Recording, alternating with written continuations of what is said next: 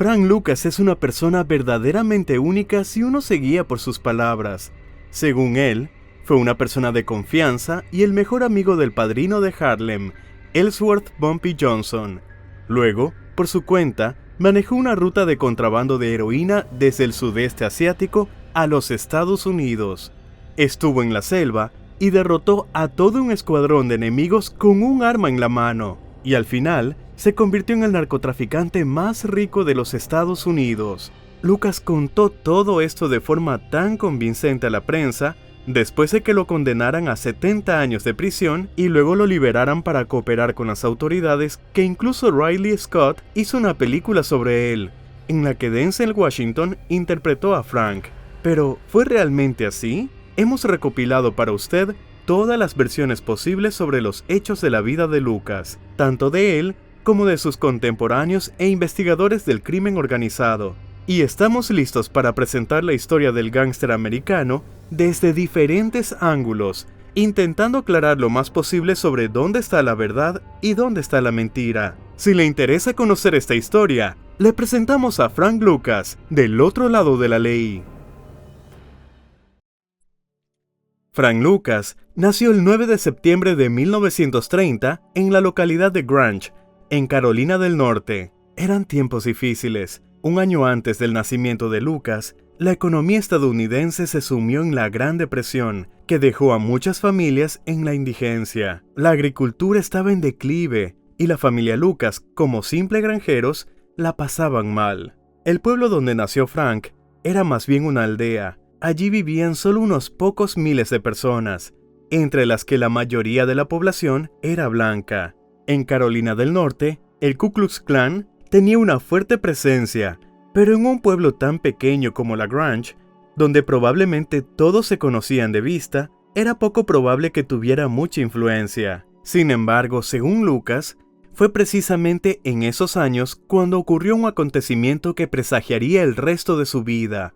Ante los ojos del pequeño Frank, los miembros del Ku Klux Klan ejecutaron a su querido primo. El motivo del asesinato fue que se atrevió a mirar a una de las chicas blancas. Los asesinos, enfurecidos, se presentaron a primera hora de la mañana en la choza donde Lucas vivía con su familia. Atacaron al adolescente de 12 años y le dispararon en la cabeza con una escopeta. Así contaba la historia el propio Lucas. Según él, fue en ese momento cuando comprendió que un chico de piel oscura nunca podría tener éxito en una sociedad así. Sin embargo, el investigador Ron Chepesiuk se tomó el trabajo de visitar los archivos de Carolina del Norte y examinar los casos relacionados con los crímenes del Ku Klux Klan local.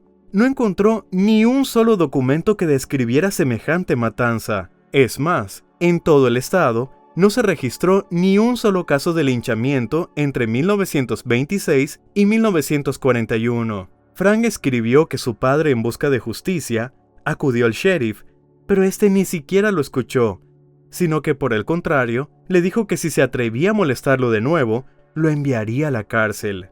Su padre regresó a casa furioso y prometió a su familia que haría pagar al sheriff por su falta de respeto. Frank no dijo cómo, pero al sheriff le llegaron rumores de lo que había dicho su padre. Unos días después, se presentó a casa de los Lucas y exigió al jefe de la familia que repitiera en su cara lo que había dicho su familia. Se desató una pelea entre los dos hombres que rápidamente se convirtió en una lucha. El sheriff salió corriendo de la casa hacia su coche para buscar una escopeta, pero antes de que pudiera hacerlo, el padre de Frank le disparó. Según recuerda Lucas, el sheriff recibió un disparo en la nalga antes de subir a su coche y se marchó a toda velocidad. Una pelea con un sheriff, y más aún, un intento de asesinato, nunca termina bien. El padre de la familia tuvo que huir y esconderse en el bosque, visitando solo de vez en cuando a escondidas su propia casa. Lucas padre traía de vez en cuando carne de animales que lograba cazar en el bosque, pero esa comida claramente no era suficiente para alimentar a toda la familia. Los Lucas empezaron a pasar hambre. Para ayudar a su familia, Frank empezó a robar. Su botín solía ser gallinas y huevos de las granjas cercanas, pero una vez, según Lucas, incluso robó un cerdo entero. Frank pasó rápidamente del robo al asalto. A los 9 años, esperaba fuera de un burdel a que salieran los clientes borrachos, y luego los atacaba con un bate de béisbol. Al pequeño Frank le gustaba mucho más este tipo de ganancia que robar huevos de gallina. El ataque a su primera víctima le reportó nada menos que $10. Con esa cantidad, la familia pudo vivir varios meses. Unos años más tarde, Frank realmente maduró y se llevó un botín aún mayor. En una tienda local, logró robar $400. El adolescente de 13 años sabía que por haber cometido un robo tan grande, lo buscarían, por lo que decidió abandonar su tierra natal. Tras dejar $200 a su familia, Lucas se dirigió al estado de Kentucky. Sin embargo, el adolescente nunca llegó a su destino. El autobús que se dirigía a Kentucky hizo una parada de 1 hora en Knoxville, Tennessee. Frank, con 13 años, decidió dar un paseo, y cerca de la estación de autobuses, vio a unos chicos jugando a los dados, un tipo de juego llamado craps. Frank ya había conocido este juego. Había aprendido la estrategia del craps en su casa, en Carolina del Norte. Después de observar a los chicos, Frank decidió unirse a ellos. Apostando solo $1, media hora después, Frank había ganado todo el dinero de la mesa. Sin embargo, los perdedores no se lo permitieron. Golpearon a Lucas hasta dejarlo inconsciente, y cuando volvió en sí, descubrió 2 cosas. Su autobús se había ido hacía rato, y no tenía ni un centavo en los bolsillos. Hambriento y golpeado, Lucas llegó con dificultad a una tienda de comestibles, donde robó un poco de comida, y unos minutos después fue arrestado. Al día siguiente, Frank, de 13 años, fue llevado ante un juez. Según recuerda Lucas, el juez hablaba tan rápido que no entendió nada, ni la acusación en su contra, ni cuál era la pena que le habían impuesto ni por cuánto tiempo. Lucas fue enviado a un centro de trabajo correccional, donde, junto con un grupo de chicos negros como él, bajo el calor y con esposas, cavaba zanjas y construía carreteras. Sin embargo, Lucas no permaneció mucho tiempo en ese lugar. Lo ayudó un guardia de piel oscura llamado Jimmy Reed. Primero convenció a los oficiales para que le quitaran las esposas, y luego le dio una cuerda larga. El caso es que los presos no se quedaban solos ni por un minuto, y el único momento en que estaban solos era cuando usaban el baño. El preso ataba un extremo de la cuerda a su mano y entregaba el otro extremo al oficial. La cuerda no era muy larga, por lo que era difícil escapar, pero Frank, como hemos dicho antes, tenía su propio plan. Entregó al guardia el extremo de la cuerda larga y así pudo alejarse bastante. En un momento dado, el guardia se dio cuenta de que Frank estaba demasiado lejos y corrió tras él a caballo. Sin embargo, la suerte estuvo del lado de Frank y pudo escapar. Tras despistar a sus perseguidores, Frank pasó un tiempo vagabundeando. A finales del otoño de 1943, finalmente pudo instalarse en el pueblo de Lexington. Según los propios recuerdos de Lucas, gracias a su aspecto que le hacía parecer mucho mayor de lo que era, logró seducir a una viuda y vivió en su casa durante un tiempo, y luego, gracias a su apoyo, consiguió trabajo en una de las fábricas locales. Allí, una mujer volvió a entrar en su vida.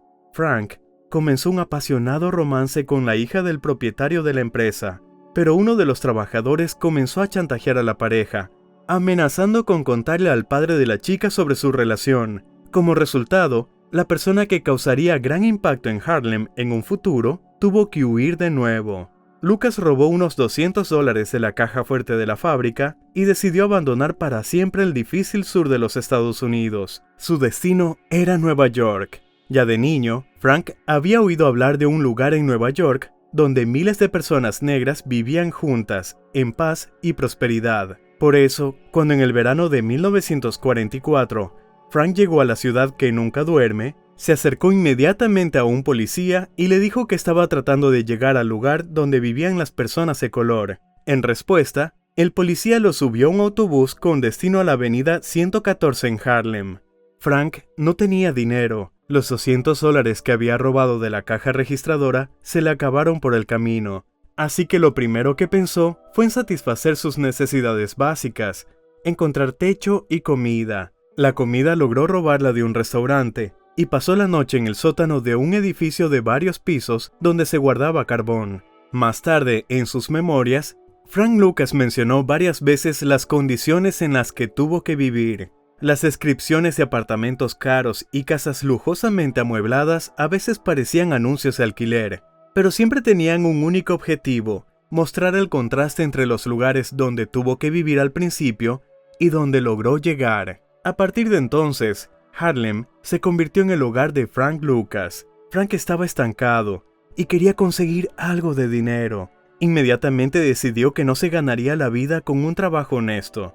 En cambio, se sentó en una esquina y comenzó a observar atentamente cómo varios transeúntes jugaban a una lotería ilegal, el llamado juego de los números. Entregaban billetes a un hombre que luego los llevaba a una de las casas vecinas. Frank nunca había visto una lotería, pero tampoco le hizo falta. No tenía intención de aprender las sutilezas de este nuevo pasatiempo.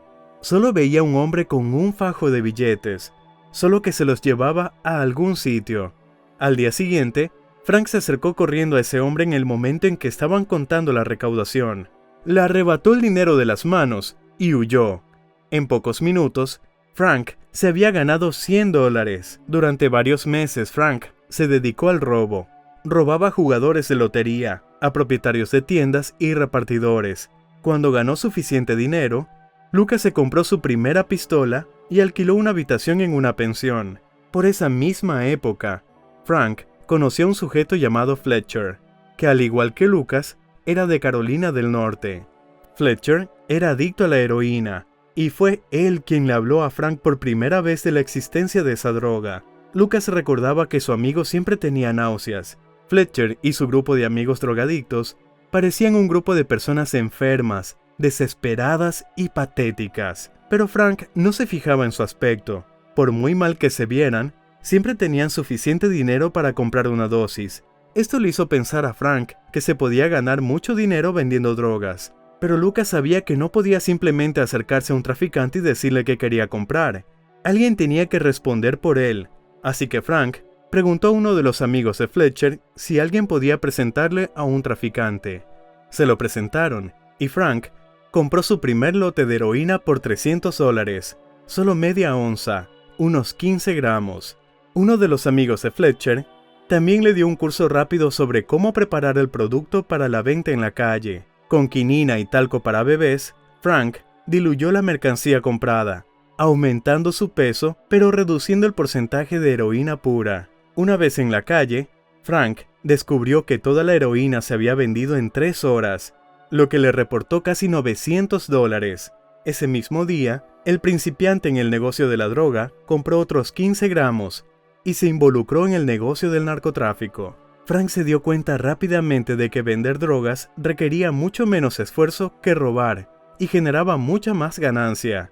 Con estos primeros ingresos relativamente importantes que ganó, Lucas alquiló su primer apartamento en Nueva York con vista al Central Park en la 7ª Avenida y lo amuebló a su gusto. Compró un coche, ropa y zapatos caros que serían una debilidad de por vida para Frank. En mucho tiempo, Lucas había acumulado casi $500,000. Después de enviar algo de dinero a sus padres, Frank dejó de vender y se lanzó a la vida fácil. Empezó a pasar mucho tiempo en las mesas de juego, pero la suerte no siempre estaba de su lado. A la adicción al juego se sumó la adicción al alcohol. Frank recordaba que a menudo estrellaba sus coches estando borracho. Al principio, esto no le causaba ningún problema. Dejaba el coche destrozado en el lugar del accidente y se iba al concesionario a comprar uno nuevo. Pero llegó un momento que se quedó sin dinero y tuvo que vender su Cadillac rojo y negro favorito. Llegó incluso a recibir una orden de desalojo. Frank, habiéndolo perdido todo, intentó volver al tráfico de drogas, pero como Lucas debía dinero a varios distribuidores, nadie quería saber nada de él. Finalmente a Lucas, sin hogar y casi en la indigencia, le ofrecieron comprar un pequeño lote de heroína, pero a los pocos días fue arrestado. Su primera condena fue de 9 meses que pasó en una prisión llamada The Tombs. Lucas recordaría más tarde los meses que pasó en prisión como una época de replantearse toda su vida. Se dio cuenta de que los malos hábitos no lo llevarían a nada bueno, y se prometió a sí mismo que tan pronto como saliera en libertad, haría todo lo posible por volver al tráfico de heroína. Al cumplir su condena, Frank comenzó inmediatamente a poner su plan en marcha. Nada más al salir de la cárcel, robó varias tiendas de comestibles, Pero estos robos no trajeron mucho dinero. Lucas decidió robar un lugar más importante, una joyería. Frank se hizo pasar por un comprador adinerado, y cuando el vendedor le trajo más artículos para elegir, agarró las joyas y huyó sin problemas. Al día siguiente, Lucas pudo vender la mercancía robada. Un revendedor llamado Cool Breeze le ofreció $30,000 por todas las joyas. Si Frank hubiera esperado unos días, la suma podría haber sido mayor, pero necesitaba el dinero urgentemente y aceptó venderlo todo de inmediato. Lucas recibió su dinero, pero le sorprendió la facilidad con la que Cool Breeze se lo pagó. Frank se preguntó de dónde sacaba el revendedor sumas tan elevadas. Sospechaba que comprar joyas robadas no era la única ocupación de Cool Breeze. Y tenía razón. Resultó que el comprador de objetos robados apostaba en un local clandestino de la avenida 145 y le iba bastante bien. El lugar se llamaba The Big Track. Había juegos para gente importante y para aquellos que podían permitirse perder $20,000 en una sola partida. Frank decidió robar el lugar. A pesar de que era julio, Lucas llevaba un abrigo bajo el cual escondía 2 pistolas.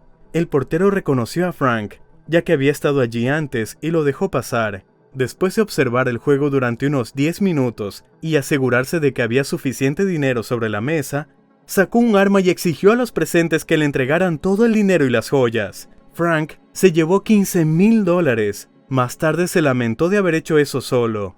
Si hubiera tenido un cómplice entre los dos, habrían podido llevarse mucho más dinero. Esa misma noche, Frank se fue a gastar el botín a uno de sus bares favoritos. Allí se encontró con un amigo que ya estaba al tanto de los acontecimientos de ese día. Este le aconsejó que se marchara rápidamente de la ciudad, porque Cool Breeze y las otras víctimas iban a matarlo en cuanto tuvieran la oportunidad. Lucas le agradeció a su amigo su preocupación, pero le respondió que no iba a huir de nadie. Durante las siguientes semanas, Frank vivió en un estado de alerta máxima. Llevaba siempre consigo una pistola y trataba de no pasar 2 noches seguidas en el mismo lugar. Frank siguió gastando lo robado, pero nadie se vengó de él. En su libro, Lucas lo explicó de forma sencilla. Con sus locuras daba la impresión de ser un auténtico psicópata. Un loco capaz de hacer cualquier cosa. Nadie quería meterse con un loco. Los $15,000 se acabaron muy rápido. Frank pensó que sería buena idea encontrar otra forma de ganar dinero fácil sin recurrir al robo ni a los asaltos. Leyendo el periódico, vio un pequeño artículo que hablaba de un asesino a sueldo, apodado el Picahielo Rojo. Este sujeto se había hecho famoso por clavar un picahielos en el pecho de sus víctimas a plena luz del día y luego marcharse en silencio, dejándolas morir en la calle. Frank había oído hablar del picahielo, pero no lo conocía personalmente. Lucas lo consideraba un bastardo desagradable y repulsivo, pero en las calles corrían rumores de que, por $25,000, Picahielo acabaría con cualquiera que le señalaran con el dedo. Frank pensó que podría serle útil como ayudante. Un par de semanas más tarde, Lucas se cruzó con el asesino en una de las calles de Harlem e intentó hablar con él, pero este ni siquiera le dirigió una mirada. Pronto, el destino le dio a Frank otra oportunidad de encontrarse con Picahielo. El asesino tenía una debilidad por el billar, en el que no tenía rival. Prefería jugar con apuestas altas. Quien quisiera enfrentarse a él debía apostar al menos $1,000. Lucas, que en ese momento estaba en la ruina, se encontró por casualidad con Picahielo en la sala de billar. Tenía menos de $100 en el bolsillo, y Picahielo, por supuesto, rechazó la oferta de jugar por tal cantidad. En ese momento, mientras Lucas discutía con Picahielo, entró en la sala de billar el padrino de Harlem, Ellsworth Bumpy Johnson. Bumpy preguntó qué estaba pasando, y luego le preguntó a Frank si realmente podía vencer a Picahielo. Lucas dijo que confiaba en sus habilidades, a lo que Johnson respondió sacando $1,000 de su billetera y apostándolo por Lucas. Lo que sucedió a continuación, según solo las palabras del propio Lucas, fue como un cuento de hadas. Frank ganó fácilmente a Picahielo sin dejarle tocar la bola en toda la partida. Luego, Bumpy invitó a Lucas a subir a su coche. Ellsworth le preguntó al joven cómo se llamaba y dónde estaban sus padres. Al enterarse de que Frank era de Carolina del Norte y que no tenía a nadie en Nueva York, le preguntó a qué se dedicaba. Lucas le confesó todas las fechorías que había cometido en los últimos meses. Al escuchar la historia de Frank sobre los jugadores recientemente asaltados que querían matarlo, Bumpy ordenó a su chofer que se dirigiera a The Big Truck. Al llegar allí, Johnson informó a todos los presentes que a partir de ese momento, Frank Lucas trabajaba para él y que debían dejarlo en paz. Esa noche, Lucas y Bumpy recorrieron prácticamente todos los lugares en los que Frank había robado en los últimos meses. En todos ellos se repetía la misma escena. Bumpy Johnson anunciaba a los cuatro vientos que Lucas trabajaba para él, y las víctimas de los robos asintieron cortésmente y aceptaron obedientemente. Tras resolver todos los problemas de Lucas, Bumpy lo llevó a una tienda cara donde lo vistieron de pies a cabeza y luego lo llevó a su casa, donde Frank ya tenía una habitación preparada.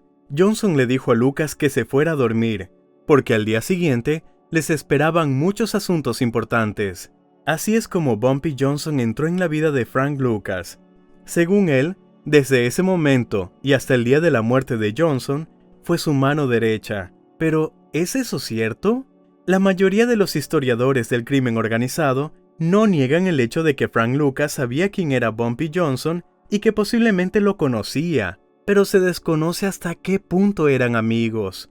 Lo que sí se sabe es que la viuda de Ellsworth Johnson negó que Frank Lucas fuera persona de confianza de su marido. Según ella, de vez en cuando hacía de sirviente y guardaespaldas, y gran parte de su historia, Frank la sacó de las historias de Flash Walker. Este hombre realmente trabajó durante un tiempo para Bumpy Johnson y vivió con su familia, pero luego tuvieron un conflicto, y Bumpy lo echó, como se explica con más detalle en nuestro video sobre Bumpy. Además, Frank Lucas se confundía incluso en los detalles más simples, lo que no da credibilidad a su versión. Por ejemplo, al recordar en su libro su primer encuentro con Bumpy, el que tuvo un lugar en la sala de billar, Lucas describe su altura como casi 1,80 m, mientras que otras personas que conocían a Bumpy dicen que en realidad apenas superaba 1,70 m. Además de sus tareas diarias como guardaespaldas y chofer de Bumpy, Lucas también dirigía un local de apuestas ilegales. Era un negocio que le daba de comer, ya que la oficina estaba cerca de una concurrida estación de metro y generaba buenos ingresos. A veces, Lucas también traficaba heroína, aunque no tanto como años atrás, por lo que fue arrestado. Fue condenado a 30 meses de prisión que debía cumplir en la cárcel de Lewisburg. Cuando Frank Lucas salió de la cárcel, la noticia principal era la guerra de Vietnam. Esa guerra no contaba con el apoyo de la mayoría de la población, por lo que a menudo se discutían en las noticias las historias más desagradables de la vida del ejército. Una noche, Lucas escuchó al presentador decir que muchos soldados de Vietnam eran adictos a la heroína. Según el locutor, se trataba de una droga del llamado Triángulo Dorado, que incluía Birmania, Laos, Tailandia y por supuesto Vietnam. La heroína de allí era tan potente que provocaba adicción tras la primera toma, además de ser mucho más barata y potente que cualquier droga que se pudiera encontrar en Estados Unidos. Esta historia se le quedó grabada a Lucas. Empezó a pensar en las ganancias que podría obtener si compraba heroína en el sudeste asiático y luego la traía a Harlem para venderla. Frank decidió consultar a Bumpy al respecto, pero la idea no le entusiasmó. Según recordó Lucas más tarde, Johnson le respondió que no era el momento adecuado. Según Lucas, tras la muerte de Bumpy Johnson a finales de la década de 1960, él pasó a controlar todo el juego ilegal del que Frank sacó $3 millones y se arriesgó a viajar al sudeste asiático en busca de heroína. La opción de Vietnam se descartó de inmediato debido a la guerra. Frank sabía poco sobre Birmania o Laos, y lo único que sabía de Tailandia era que a los soldados estadounidenses que estaban en Vietnam les daban permiso para vacacionar en Bangkok, su capital. Lucas decidió que primero llegaría a Bangkok y allí intentaría encontrar soldados estadounidenses que lo pusieran en contacto con pequeños traficantes, quienes a su vez lo pondrían en contacto con grandes proveedores. Lucas también quería ir a Asia porque no quería tener nada que ver con las familias mafiosas italianas. A finales de la década de 1960, la situación era que un potencial traficante de heroína en Nueva York tenía que tratar con la Cosa Nostra o dejar el negocio por completo. Lucas no confiaba en los italianos y trataba de no tener nada que ver con ellos. Más tarde, se esforzaría por ganarse la reputación de ser el primero en romper con la mafia y establecer envíos directos desde Asia. Sin embargo, el viaje de Frank Lucas al sudeste asiático es tema para otra conversación más detallada. En sus numerosas historias y entrevistas, se presentaba como un innovador, el primero en tener la idea de transportar heroína a Estados Unidos desde el sudeste asiático. Según él, la primera vez que estuvo allí fue en 1969. Después de pasar 28 horas en avión, Lucas llegó a Bangkok, donde le pidió al primer taxista que encontró que lo llevara a un bar donde se reunía gente como él, es decir, personas negras.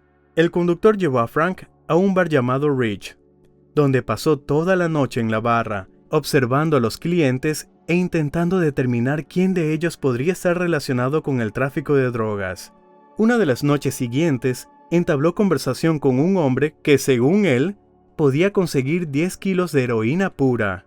Frank rechazó la oferta, ya que necesitaba mucho más. Su interlocutor le sugirió a Lucas que esperara un poco reunirse con las personas adecuadas para así saber cuántos kilos podrían vender entre todos. Pero Frank se negó. No quería que demasiadas personas supieran el motivo de su visita. Finalmente, las visitas diarias al bar hicieron que la persona adecuada se acercara a Lucas. Frank lo describió como un hombre idéntico al agente 007. En la primera reunión, acordaron el suministro de 150 kilos de heroína a un precio de $4,200 por kilo. Más adelante, la cantidad se incrementó a 225 kilos. En la siguiente reunión, el 007 dijo que quería presentarle a Frank a algunas personas. Se dirigieron a una base militar estadounidense, donde el doble de Bond le presentó a Frank personas de alto rango. Lucas no menciona el nombre de este hombre, pero dijo que tenía águilas en las charreteras. Este militar podía encargarse de que la carga de Lucas fuera enviada en aviones militares. Por este servicio, Frank debía pagar $125,000. Aceptó. El agente 007, tras recibir el dinero por la mercancía, le dijo a Lucas que la heroína sería entregada en la base militar McGuire, en Estados Unidos, al día siguiente de su regreso. El narcotraficante solo tenía que presentarse en la puerta número 27 de la base. De vuelta en Estados Unidos, Lucas se reunió inmediatamente con 4 hombres que trabajaban para él en Harlem. En 2 coches, incluido un camión, se dirigieron a la base militar, ubicada en el estado de Nueva Jersey. Cuando los vehículos se detuvieron cerca de la puerta, 2 hombres salieron de la base y cargaron la mercancía en el camión de Lucas. De vuelta en Harlem, Frank pidió a sus hombres que descargaran las bolsas en un almacén que había alquilado previamente. Más tarde, la heroína se trasladó a un apartamento especial, donde se la preparaba para su venta al por menor. En aquellos años, todos los traficantes de drogas de Nueva York trataban de darle a su producto un nombre memorable y llamativo, lo suficientemente único como para atraer a los compradores. Las bolsitas antiestéticas con droga diluida en su interior llevaban nombres que habrían sido la envidia de cualquier grupo de rock. Frank Lucas bautizó su producto como Blue Magic. Desde que comenzó a vender la mercancía del Triángulo Dorado, Lucas desarrolló una afición: sentarse en uno de sus coches, hacer posible el más sucio y discreto cerca del punto de venta de sus traficantes y observar cómo les compraban la mercancía. Según él, los traficantes que no vendían Blue Magic suplicaban a los drogadictos que compraran su mercancía casi de rodillas. El producto de Lucas se vendía muy rápido. Muy pronto, el negocio de Lucas necesitó expandirse y necesitaba gente en la que pudiera confiar. A pesar de los años que Frank había pasado en Nueva York, seguía sintiéndose un forastero allí. Solo confiaba en sus familiares, por lo que, una vez instalado en la ciudad, trasladó allí a todos sus hermanos menores y otros parientes consanguíneos de Carolina del Norte. Pronto a este grupo se le empezó a llamar los Country Boys. Fue entonces cuando Frank recibió el apodo de Superfly. Significa algo así como jugador o gángster con estilo. También es el título de una película de 1972 sobre un traficante de drogas negro que quería retirarse, pero antes quería llevar a cabo el golpe de su vida, que le aseguraría el futuro. 3 meses después, Superfly tuvo que volver a Bangkok. Lucas estaba a punto de negociar un envío nuevo y más grande. Esta vez estaba interesado en comprar 500 kilos de droga, ya que ahora también se dedicaba al comercio al por mayor. En el apogeo de su organización, Frank Además de la venta al por menor en Harlem, suministraba mercancía al por mayor a traficantes de Los Ángeles, Milwaukee, Chicago y Denver. El dinero le llegaba a raudales a Superfly. Compró varios apartamentos y en el garaje de cada una de sus casas tenía varios coches de lujos estacionados. Viajaba a menudo, le gustaba especialmente volar los fines de semana a París o a la Costa Azul, es decir, la Riviera Francesa. Era una vida rodeada de las mujeres más bellas, la mejor comida y todo tipo de lujos. Pero para blanquear las sumas que le permitían llevar esa vida, Frank Lucas necesitaba un negocio legal. Una de las primeras empresas de Superfly fue una estación de servicio. Funcionó hasta 1973, cuando estalló la crisis del petróleo. Entonces tuvo que cerrarla, ya que dejó de ser rentable. Luego, Lucas abrió un supermercado, una tintorería y el bar Turntable. El bar, por cierto, era una sociedad con el cantante Lloyd Price. Price le propuso a Frank financiar el rodaje de una película titulada The Rip-Off. Superfly aceptó invertir, pero por curiosidad decidió reunirse con los productores. En esa reunión le preguntaron a Frank si le gustaría interpretar el papel de un personaje llamado Johnny Cool, que según el guión, era el jefe de una banda criminal de Harlem. Lucas aceptó. Según él, fue una experiencia interesante pero agotadora. Superfly tenía que levantarse todos los días a las 4 de la mañana para estar en el set a las 5, pero se negó rotundamente a rodar una escena de sexo, y cuando el director insistió, casi acaba en pelea. Así terminó la carrera de Lucas como actor. Por supuesto, Lucas también blanqueaba dinero directamente a través del banco, como hacían muchos narcotraficantes en aquella época. A finales de la década de 1960, los narcotraficantes utilizaban mensajeros a los que llamaban pitufos. El pitufo tomaba el dinero sucio del traficante, lo depositaba en el banco y luego lo transfería a la cuenta del narcotraficante. Pero en 1970 se aprobó la Ley de Secreto Bancario, que obligaba a los bancos y otras instituciones financieras a informar al Departamento del Tesoro de los Estados Unidos sobre grandes transacciones, a partir de $10,000. Frank Lucas estuvo indirectamente relacionado con la primera demanda iniciada por el Departamento del Tesoro contra el Chemical Bank, en aquel momento, el sexto banco más grande de Estados Unidos. Lucas logró sobornar a 2 empleados que trabajaban en diferentes sucursales de este banco. Superfly ni siquiera usaba pitufos, prefería llevar su dinero al banco personalmente. Acudía a una de las 2 sucursales del banco con bolsas llenas de billetes de baja denominación, por lo general, hasta $100,000. Luego el cajero cambiaba estos billetes por otros nuevos, de $50 y $100. Según los documentos, este dinero se ingresaba en la cuenta de Lucas desde otras cuentas y luego se retiraba. En una de estas visitas, Lucas llamó la atención de la policía que para entonces ya vigilaban a los cajeros del banco. Para cambiar $250,000, Lucas se reunió con un empleado cerca del banco. La policía vio cómo metía en el coche del cajero bolsas llenas de billetes y unas horas más tarde se llevaba otras. El Chemical Bank fue acusado de violar la ley de secreto bancario y su vicepresidente, Pascal de Mauro, fue acusado de lavado de dinero. Los funcionarios implicados finalmente aceptaron declararse culpables de los cargos de falsificación de declaraciones e impuestos. Resultó que los servicios de los cajeros le costaron a Lucas $12,000. Esa cantidad de dinero no era mucho para él, ya que entre 1972 y 1973 fue el momento álgido del imperio Superfly. El investigador del crimen organizado, Ron Chepesiuk, informa que, según las estimaciones más modestas, Lucas logró vender su producto al por menor por valor de $240 millones durante ese periodo. En nuestra opinión, esta cifra es una sobreestimación. Incluso si asumimos que fue la mitad o un tercio, para principios de la década de 1970, seguía siendo una cantidad colosal de dinero. El tercer viaje de Lucas a Asia fue aún más ambicioso. Esta vez Frank no solo quería negociar la compra de 1,5 toneladas de heroína, sino también averiguar de dónde procedía exactamente la mercancía. El agente 007 accedió a mostrarle el lugar. Unas semanas más tarde, Frank Lucas, originario de la pequeña localidad de La Grange, en Carolina del Norte, caminaba por la selva, en algún lugar de la frontera entre Birmania y Laos. Según Superfly, El agente 007 se negó prudentemente a participar en el viaje, pero le proporcionó acompañantes.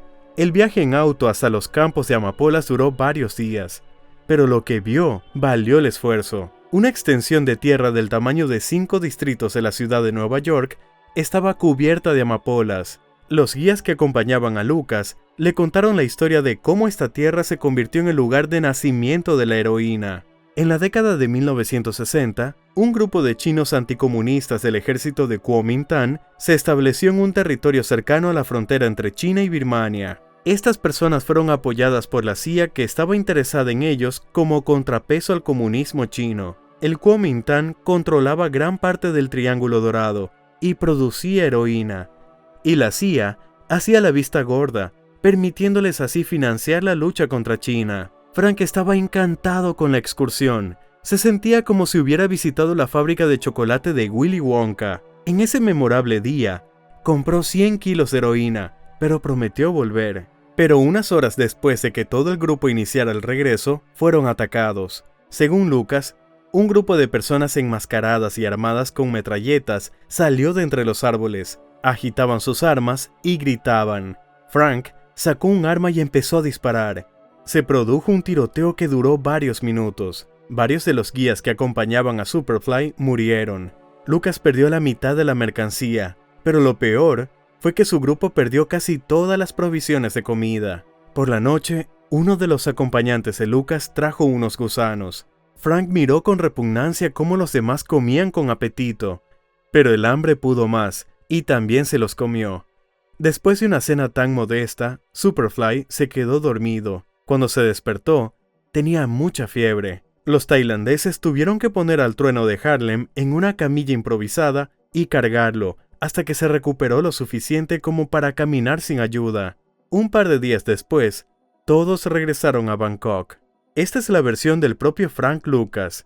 Sin embargo, muchos testigos, sobre todo agentes de la ley que lo conocían muy bien, consideraban que no era capaz de organizar una operación de tal envergadura. Según el juez Johnson, Frank era un chico de campo, fanfarrón y superficial, aunque no exento de carisma. Además, según los rumores, Superfly apenas sabía leer y contar. Los agentes de la DEA que trabajaban en la oficina de la agencia de Bangkok a principios de la década de 1970 se mostraban, por decirlo suavemente, escépticos ante las historias de Superfly. El agente Peter Davis dijo que su equipo no sabía quién era Frank Lucas y que no tenían ninguna información sobre sus actividades en el sudeste asiático. Por supuesto, existía la posibilidad de que un traficante de drogas hubiera logrado escabullirse del radar de los agentes, pero si realmente era un traficante tan importante como él mismo se describía, le había resultado muy difícil hacerlo. Sin embargo, los agentes de la DEA sí conocían a otro traficante que podría considerarse el pionero de la ruta de la heroína desde el sudeste asiático hasta Estados Unidos. Se trataba de Leslie Ike Atkinson, también conocido como Sargento Smack. Se sabía que Atkinson había servido en el ejército y que de hecho había incursionado en actividades ilegales. A mediados de los años 50, abrió varios locales de juego en Alemania Occidental y España, y luego entró en el mercado negro, lucrando con el tráfico de gasolina, cigarrillos robados y alimentos no perecederos. El propio Atkinson dijo después que en aquellos años no tuvo nada que ver con las drogas. Se sentía muy cómodo trabajando en el mercado negro y no tenía intención de cambiar nada. Pero a mediados de la década de 1960, la guerra de Vietnam cobró impulso y Atkinson vio en ello una oportunidad para dedicarse al tráfico de heroína. Como ex sargento y alguien que conocía a mucha gente en las Fuerzas Armadas y que sabía perfectamente cómo funcionaba, sabía del caos que reinaba en las filas del ejército y también sabía que en una semana cientos de aviones iban a volar entre el sudeste asiático y Estados Unidos y que en el mejor de los casos solo se inspeccionarían unas decenas. Así que Atkinson montó con bastante facilidad su red de contrabando de heroína. Atkinson afirmó que había conocido a Lucas en 1972 a través de su sobrino y que Superfly no hizo su primer viaje a Bangkok hasta 1974. Frank quería viajar a Tailandia con su esposa Juliana y su hermano Shorty, pero no sabía cómo conseguir la visa, y que llevó personalmente a todo el grupo a la embajada de Tailandia en Washington, D.C. Por su parte, Lucas dijo en sus entrevistas que había viajado por primera vez a Asia en 1969 o 1970, pero que nunca había oído hablar de Ike, y que también contó quién era en realidad el hombre al que Superfly apodó el agente 007. Según él, se trataba de un tailandés de ascendencia china llamada Luetki Rubiwat. Era socio de Atkinson, y juntos eran propietarios del Jack's American Star Bar en la ciudad de Phetchaburi, situada a 120 kilómetros de Bangkok. Era un destino turístico muy popular entre los estadounidenses. El bar atendía a soldados negros y Luetki incluso aprendió a hablar inglés con acento de Harlem. Era él quien se encargaba de intermediar los envíos de heroína. Lucas, sin embargo, dio otra versión. Dijo que cuando comenzó a hacer negocios con el agente 007, aún no sabía nada de la existencia de Atkinson. Cuando la revista New Yorker publicó la entrevista de Superfly, en la que contaba su impactante historia, y que estaba cumpliendo una condena de 30 años, al leer el artículo, Ike se indignó tanto que escribió una larga carta a la redacción de la revista en la que desmentía, una por una, todas las mentiras que Lucas había contado generosamente al autor del artículo, Mark Jacobson. Para empezar, Atkinson dijo que Lucas no era pariente suyo. Las palabras de Superfly de que el sargento Smack era su primo eran solo el fruto de su imaginación. Además, Ike describió con detalle las circunstancias en las que Lucas se convirtió en su socio. Después de que Herman Jackson, su antiguo socio, fue a la cárcel, Atkinson necesitaba a alguien que pudiera ocuparse de los asuntos comerciales y supervisar la recepción de los envíos en Estados Unidos. Frank le preguntó a Atkinson si podía ser su socio. Atkinson respondió que solo podrían trabajar juntos si Frank se ocupaba de los asuntos en Nueva York. Atkinson también contó a qué se dedicaba realmente Lucas en Bangkok. Su historia no incluye tiroteos con pistoleros misteriosos ni viajes a enormes campos de amapolas. Según él, al llegar a Tailandia, Lucas se fue a dormir, y cuando despertó, lo primero que quiso fue almorzar. Después del almuerzo, Frank se dirigió a un bar, donde se le unieron varios conocidos de Atkinson, soldados que habían luchado en Vietnam. Según el sargento Smack, fue allí, en el bar, donde Lucas escuchó esas historias de guerra que luego adornó para armar la ficción que les vendió a los periodistas. Lucas ni siquiera pasó 5 días en Bangkok, como había planeado inicialmente, sino solo 3, y pasó la mayor parte del tiempo durmiendo en su habitación del hotel. Al tercer día de su estadía en Tailandia, Lucas fue a ver a Ike y le dijo que quería comprar heroína. Frank también le dijo que había oído que allí, en Tailandia, había 2 tipos de heroína y que quería que le vendieran la mejor. A pedido de Atkinson, Luetki trajo 2 muestras del producto. Luego, Frank vertió el contenido de uno de los paquetes en la palma de su mano, lo lamió y bebió agua. Lucas hizo lo mismo con la heroína del segundo paquete. Después de lavarse las manos, Frank dijo que le gustaba más la segunda muestra y que compraría esa. Atkinson recordaba con una sonrisa que ambas muestras eran del mismo lote. Atkinson también criticó otros relatos de Superfly. Uno de ellos decía que, una vez debido a un ciclón que azotó Bangkok, utilizó el único avión disponible para transportar heroína, el mismo avión en el que viajaba el secretario de Estado de los Estados Unidos, Henry Kissinger. Atkinson calificó esta historia como absolutamente absurda.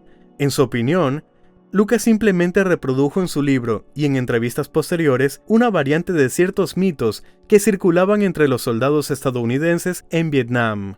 Atkinson también consideró muy cuestionable la historia de Lucas sobre el uso de ataúdes de doble fondo para transportar heroína a Estados Unidos. En una entrevista concedida en el año 2000, Superfly contó que envió a Bangkok a un carpintero que conocía de Carolina del Norte para que fabricara 28 ataúdes, réplicas exactas de los que utilizaba el ejército estadounidense, con un doble fondo lo suficientemente grande como para cargar entre 6 y 8 kilos de carga. Según Atkinson, Frank nunca conoció a ningún carpintero de Carolina del Norte. Lo ayudaba un carpintero llamado León, al que conocía de toda la vida. Sin embargo, León nunca tuvo nada que ver con la fabricación de ataúdes para transportar heroína. Se ganaba la vida fabricando muebles de teca. La famosa leyenda sobre el transporte de heroína en ataúdes surgió precisamente de ahí. La heroína se transportaba dentro de este tipo de muebles.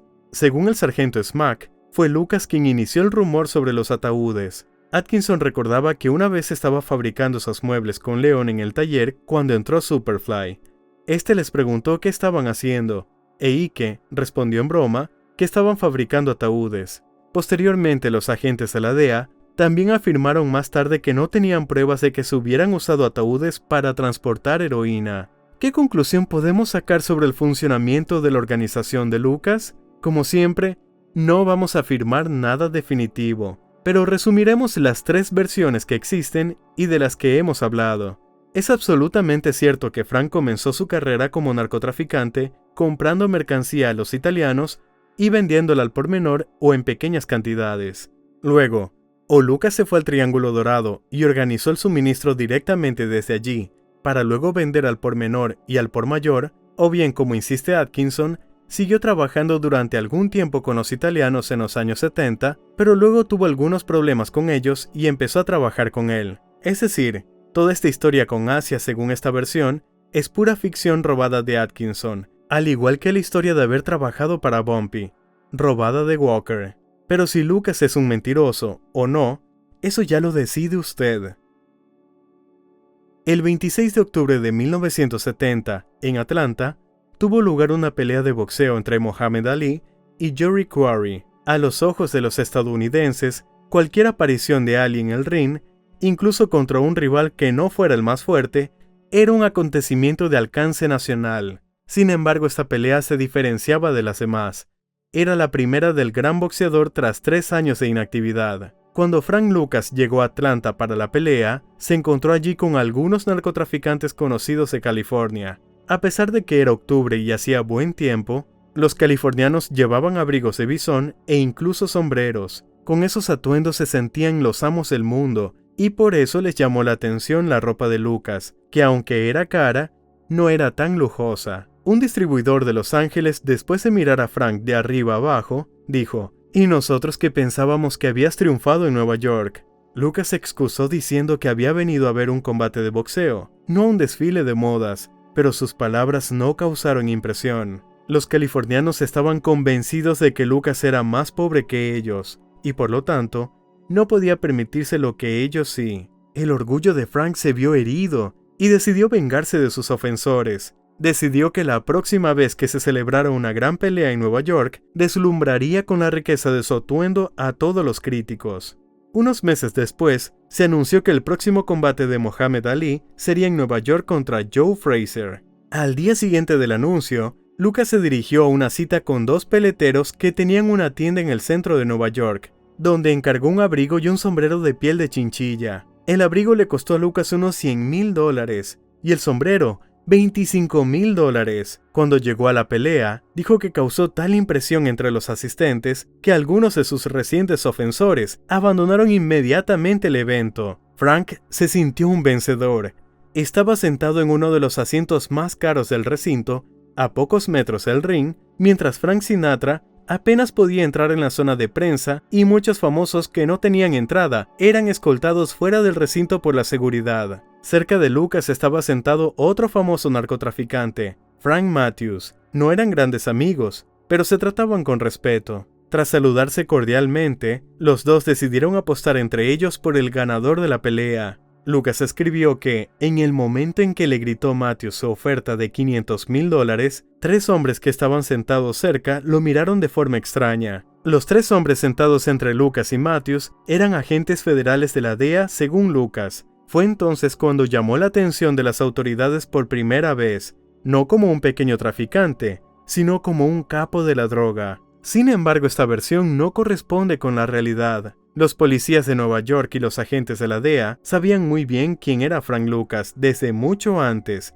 al menos desde finales de los años 60. Sin embargo, durante mucho tiempo no pudieron hacer nada debido a la falta de pruebas suficientes. El hielo se rompió en diciembre de 1971 cuando el jefe de policía de Nueva York, William McCarty, ordenó a la División de Narcóticos que elaborara una lista que incluyera los 100 principales narcotraficantes de la ciudad. En poco tiempo se elaboró la lista y a partir de ese momento, las autoridades centraron sus esfuerzos en perseguir no a los pequeños traficantes callejeros, sino a los grandes proveedores.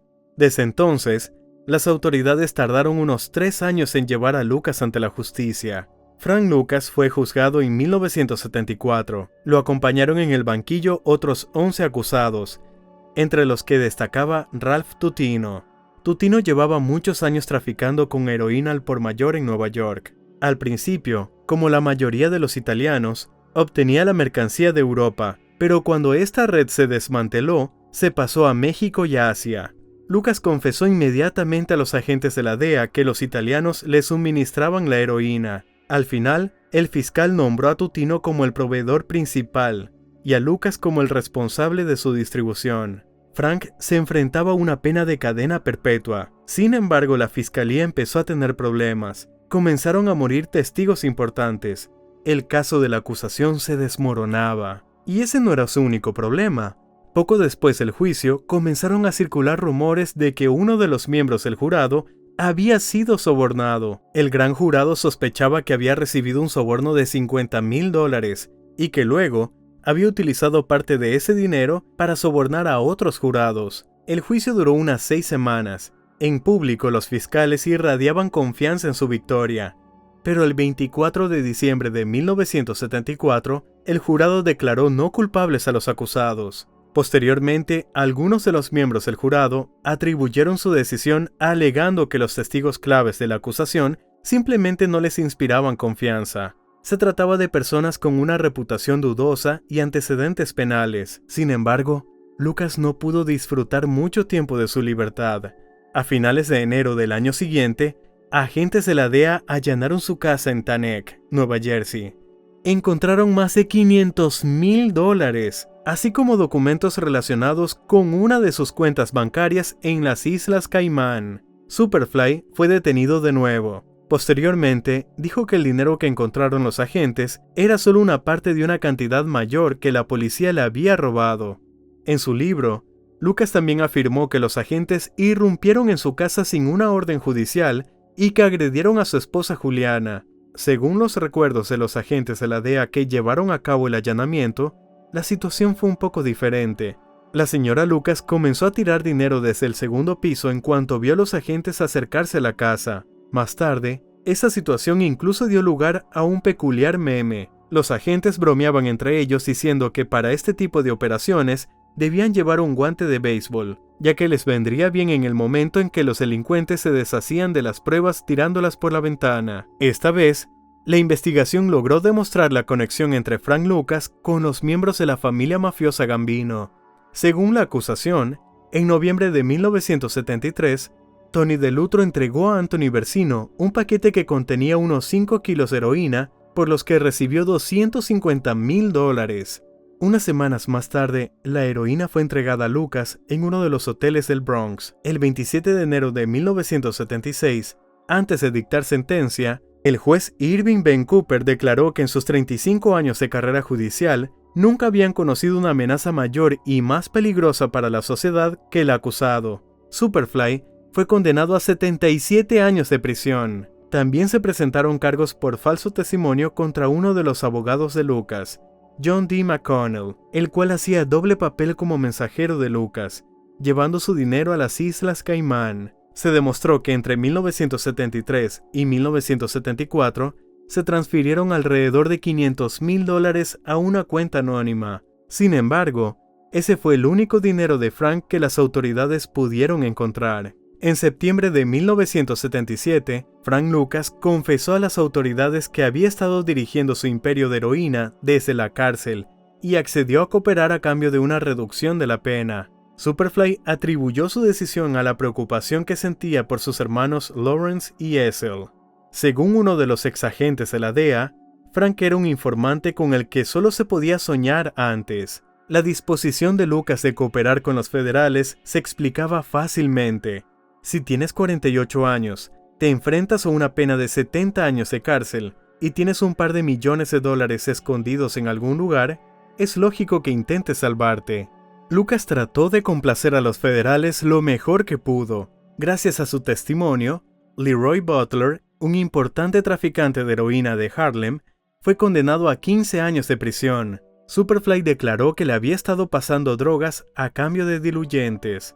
Algunos detectives consideraban que aunque la información de Lucas era valiosa, en general no había aportado nada nuevo a los federales y solo había confirmado los datos de los que ya disponían la investigación. Sin embargo, Themis opinó lo contrario, y en 1981 fue puesto en libertad. Frank tenía solo 51 años y podía empezar una nueva vida. Sin embargo, en 1984, Lucas decidió, sin llamar la atención, revivir su imperio de la droga. En la película Riley Scott, la esposa de Frank Lucas aparece como un personaje externo, una mujer a la que el temido hombre de Harlem trataba de proteger de su negocio. En realidad, la pareja de Lucas era diferente. Cuando salió de la cárcel, Superfly ya no estaba casado con Juliana, pero seguían en contacto. A principios de la década de 1980, Juliana fue arrestada por vender 3,5 kilos de cocaína a un agente encubierto de la DEA. Cumplió su condena en Los Ángeles. Allí, en junio de 1983, la ex esposa de Lucas conoció a Angelina Sperron. Las mujeres tenían mucho en común. Ambas eran originarias de Latinoamérica y se comunicaban mucho mejor en español que en inglés. Angelina, al igual que Juliana, estaba en prisión acusada de tráfico de drogas y se había convertido en informante. Sperron pasó casi 3 semanas en la misma celda que Juliana. Durante ese tiempo, las mujeres parecían haberse hecho muy buenas amigas. La ex esposa de Superfly pensó que había encontrado a su alma gemela y le confesó a su nueva amiga que quería volver al tráfico de drogas. Según ella, no debería haber problemas con la mercancía. Tenía proveedores confiables tanto de heroína como de cocaína, y uno de esos proveedores era su ex marido, Frank Lucas, que por entonces vivía en Nueva Jersey. Cuando Sperron pasó la información recibida con los agentes de la DEA, estos se quedaron bastante sorprendidos. Como admitió más tarde uno de los agentes, no podrían haber imaginado que Lucas fuera tan estúpido. Angelina siguió en contacto con Juliana. Juliana estaba tan a gusto con su nueva amiga que le comentó que le gustaría seguir en contacto con ella cuando saliera en libertad bajo fianza. Sperron le dio su número de teléfono y le dijo que esperaría su llamada cuando saliera. Una vez en libertad, Sperron le contó todo a la policía y le asignaron un agente especial, Victor Olivieri. Olivieri, un veterano de la DEA, hablaba español con fluidez y estaba dispuesto a prestar toda la ayuda necesaria. En enero de 1984, Sperron recibió la llamada de Julia. Angelina invitó a la joven a pasar unos días en Miami. Las amigas fueron a una discoteca donde Sperron le presentó a Juliana a una pakistaní. Según ella, podía ayudarles a comprar heroína. Pronto entró en juego Olivieri. Sperron presentó a Julia al agente de la DEA como su hermano. En las semanas siguientes, Víctor habló por teléfono con Juliana al menos 3 veces por la compra de un gran envío de heroína. Finalmente, Juliana prometió presentarles a Sperron y a Víctor a su proveedor de heroína, su ex marido Frank Lucas. La primera reunión, que tuvo lugar en el Hotel Sheraton La Guardia en Queens, no dio ningún resultado. Sperron y Lucas fueron muy amables y se dijeron muchos cumplidos, pero no lograron llegar a un acuerdo sobre la compra de drogas. Angelina acudió a la siguiente reunión con una grabadora en el bolso. Esta vez, por fin lograron ponerse de acuerdo. Después de la reunión que tuvo lugar en Nueva York, Sperron y Víctor regresaron a Miami, y Juliana se fue a Las Vegas, donde tenía que asistir a una audiencia judicial por cargos de drogas. A mediados de marzo, Juliana llamó a Sperron y le aconsejó que no fuera a Nueva York hasta que resolviera sus problemas legales en Las Vegas. Luego, Víctor llamó a Lucas para concertar una nueva reunión. Superfly estaba ansioso por reunirse, pero esa reunión ya no iba a ocurrir. Poco después de esa llamada, Julia fue detenida.